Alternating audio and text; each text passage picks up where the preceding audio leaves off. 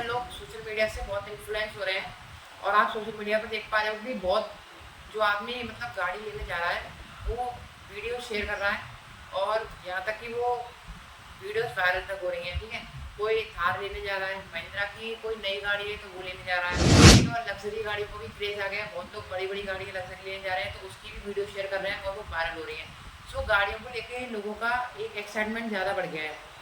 और आपको पता हो तो गाड़ी एक डेप्रिशिएबल एसेट है। और डेप्रिशिएबल एसेट क्या होता है मैं आपको बताऊँ।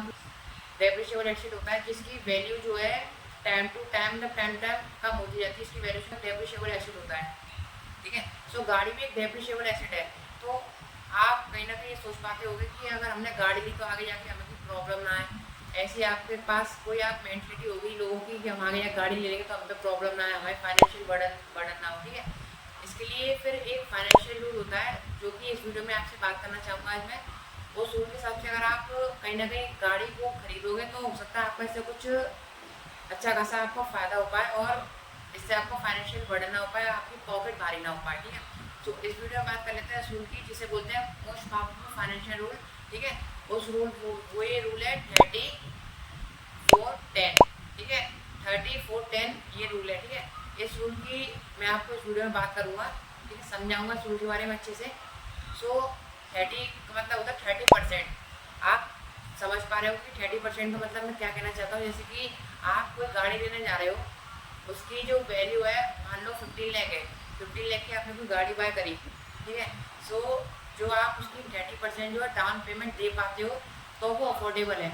आप शोरूम में जाओगे तो आपसे जो वहाँ पे सेल्स मैनेजर होगा वो आपसे ये कहेगा सर आप अगर 10% डाउन पेमेंट दे देते हैं तो भी हम आपको गाड़ी दे देंगे। सो आप लोग सोचते हो कि ये बात तो अच्छी है यार, 10% में हमें डाउन पेमेंट देने पर गाड़ी मिली है तो आप गाड़ी ले लेते हो। लेकिन ऐसा नहीं है, अगर आप 30% डाउन पेमेंट दे पाते हो तभी आप उस गाड़ी के लिए अफोर्डेबल हो। अब मैं आपको एग्जांपल देता हूँ। जैसे कि मान लो एक गाड़ी है 15 लाख की, आप अगर उसका 10% दोगे तो 1.5 लाख हो गया।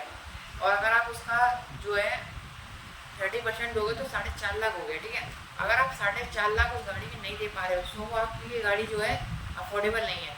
आप और मेहनत करो उसी गाड़ी के लिए और फिर आगे जाके उसका जो 30% डाउन पेमेंट आप दे सको इतना आप उसके लिए मेहनत करो। ठीक है, अगर आपको वो गाड़ी लेनी है तो। सो गाड़ी जो एक होती है डेप्रिशिएबल एसेट होती है, उसकी कहीं ना कहीं आगे जाके वैल्यू गिरती है। ठीक है, सो गाड़ी में इन्वेस्ट करना सही है या नहीं है वो आप लोग कमेंट करके बता दीजिए। ठीक है, 30% का आप समझ रहे होगे कि आप 30% दे पा रहे हो जब भी आप उसके लिए अफोर्डेबल हो। जैसे कि 4.5 लाख आप दे पा रहे हो 15 लाख की गाड़ी के लिए। ठीक है, और एक और इसमें है 30 और 4। ठीक है, 4 का मतलब ये होगा कि आपने देखा होगा जब भी आप शोरूम में जाओगे तो आपको लोन मैनेजर जो होगा आपको समझाएगा कि सर आप 6 ईयर का लोन लीजिए, 7 ईयर का, 10 ईयर्स का।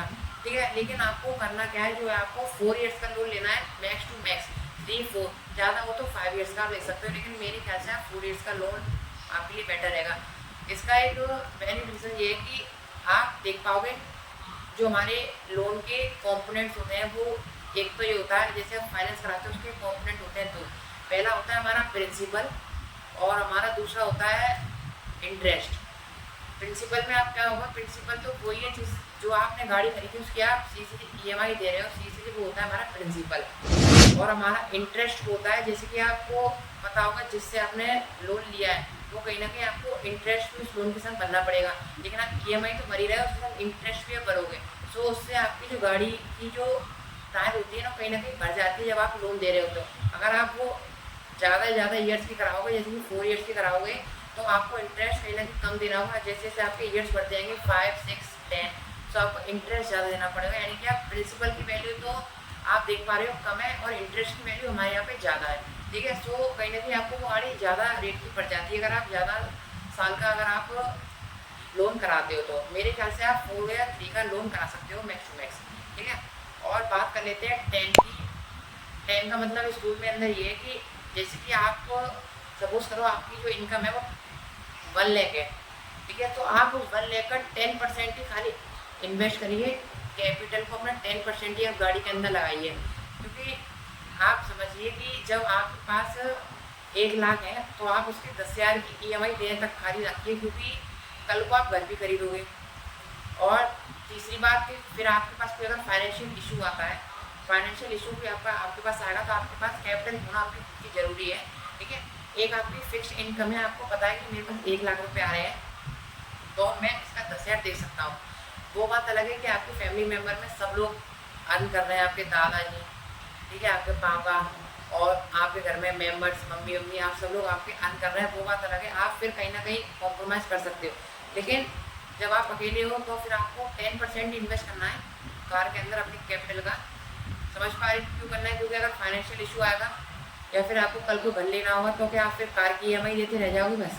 इसलिए जो ये हमारा ये रूल है वो एक जनरल रूल है, मतलब हर किसी का ये तो जो माइंड सेट होता है वो एक ही नहीं होता, इसलिए ये जो रूल है जनरल रूल है, मतलब कि आप इस रूल के हिसाब से चल सकते हो, ठीक है। ऐसा नहीं है किसी के साथ से चलोगे, आगे पीछे कॉम्प्रोमाइज़ कर सकते हो। आप सोच रहे होगे कि आपकी जो फैमिली है वो बड़ी है, फैमिली बड़ी हो गई है, कैपिटल आपकी जो इनकम है वो कम है और आपको छोटी मोटी गाड़ी लेनी है तो आप वो ले सकते हो।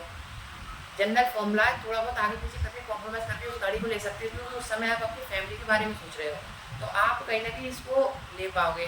लेकिन अब आप सोच पा रहे हो कि अब जो 4 व्हीलर्स हैं हर कोई ले रहा है, एक्साइटमेंट तो बढ़ी रही है, सो जो सोशल मीडिया से इन्फ्लुएंस हो रहा है वो भी सोच रहा है कि हम भी अब गाड़ी नहीं आने वाली वो ले आएंगे। सो ये रूल मैंने समझाया आपको, इसके बारे में आप थोड़ा डिस्कस कीजिए फैमिली में और इसको थोड़ा सोचिए कि ये रूल कैसा है, ठीक है। कमेंट में बताइए मुझे आप। और मैं आपको बताना चाहता हूँ कि आप इस रूल के बारे में अगर अच्छे से समझ रहे हो तो आप कहीं ना कहीं एक फाइनेंशियल के बारे में एक अच्छा खासा आप नॉलेज ले पा रहे हो इस रूल को समझ के। अगर आपको इस रूल समझ में आ रहा है तो आपके पास भी अच्छी खासी फाइनेंशियल आपकी नॉलेज बढ़ी रही है, क्योंकि इस रूल के अंदर थोड़ा फाइनेंशियल की प्लानिंग भी है, क्योंकि कहीं ना कहीं आप प्लानिंग कर रहे हो अपनी फाइनेंशियल की, आप कहीं ना कहीं एकदम पैसों को तो फूक नहीं रहे। क्योंकि जो कार है वो एक तरीके से आप ले तो आओगे लेकिन फिर उसके जो और खर्चे होंगे ना, जैसे आप कार ले आए 10,000 आप EMI मान लो दे रहे हो, लेकिन लाने के बाद कार जो एक पैसा कार जो आपका कार के अंदर आपका पैसा फिक्स तो हो गया, लेकिन EMI के अंदर अब आपको उसकी पेट्रोल भी बननी है, आप चलाओगे, सीधी बात है आपको पेट्रोल का पैसा भी देना है और आपको कार जो है सर्विस मांगती है।